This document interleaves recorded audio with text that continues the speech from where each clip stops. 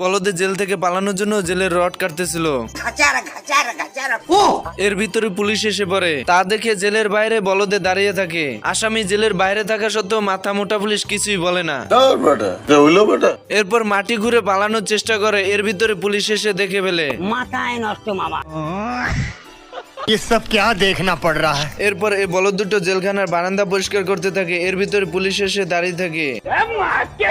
ये क्या हो गया? ওই মান্দার পোলারা বিড়ালে কামড়াইছে। अरे ये बात तो मेरे दिमाग में आया ही नहीं। মামা মুড়িয়ালার টাকা দিমু না। এবারে মুড়িয়ালার কিন্তু টাকা দিমু না। এবারে ঝালমুড়ি আলার কিন্তু টাকা দিমু। এবারে ঝালমুড়ি আলার কিন্তু টাকা মেরে দিম, টাকা দিম। এবারে ঝালমুড়িয়ালার না টাকা দিমু না। भारी मिस्टेक हो गया सर।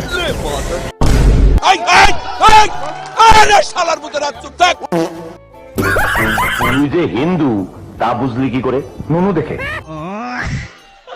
এই খরগোশ দুটো চুপি চুপি মাটি নিচ দিয়ে গাজর চুরি করছিল। এর ভিতরেই কুকুর দেখে ফেলে।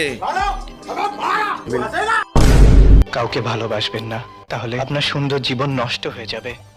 साले को बम से उड़ा दूंगा एक बार हाथ में आ जाए तो। কুকুর খরগোশ ধরার জন্য গুয়াতে হাত দেয়। খরগোশ বোম এনে হাতের সামনে রেখে দেয়। আমি পারি না আর পারি না। আসুন আমাদের গাড়ির নিকট, দেখুন আমাদের মলমগুলো।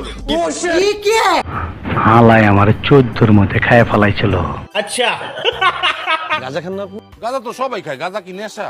এরপর কুকুর প্রতিশোধ নেওয়ার জন্য মাটি ঘুরে খরগোশদের খুঁজতে থাকে। খরগোশ পিছন থেকে বোমা ধরিয়ে দেয়।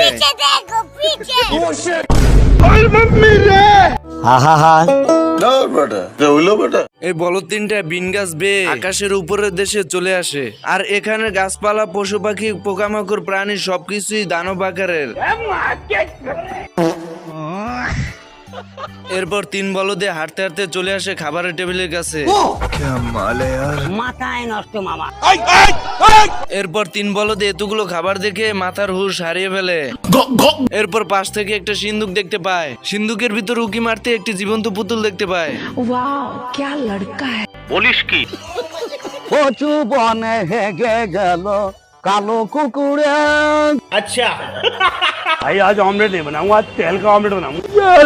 এরপর দৈত্য রুটির ভিতর মশলা ছিটাতে থাকে। ये क्या हो गया? মশলার ঘ্রাণ পেয়ে ইঁদুর রুটি থেকে বেরিয়ে আসে। বন্ধুরা, ভিডিওটি ভালো লাগলে অবশ্যই লাইক শেয়ার করে দেবে। পরের বার দেখতে চাইলে অবশ্যই কমেন্ট বক্সে জানাবে। আমার চ্যাটার বাল।